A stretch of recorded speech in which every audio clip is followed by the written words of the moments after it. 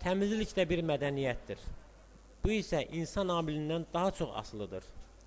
Həyatımızın müxtəlif sahələri inkişaf etdikcə natəmizlik hallarına daha çox rast gəlirik.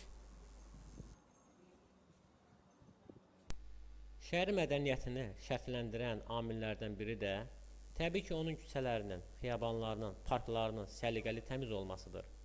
Antisanitariya halları özlüyündə üfunət, xəstəlik doğurur. İmişli şəhərin mərkəzi küçələrinə reydimiz zamanı məlum oldu ki, çoxlu sayda günlərlə, hətta həftələrlə yığılıb qalmış zibil yığınları vardır.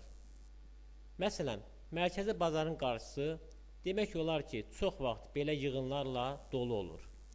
Aidiyyəti qurumlarsa belə hallara göz yumur.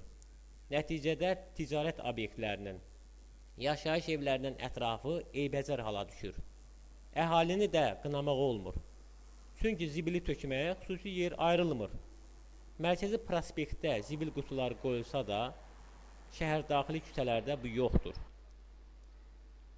Küçələrdə zibil qutularının olmaması son nəticədə belə hallara səbəb olur. Azərlife saytı üçün Kənan Şahbələngov, İmişli.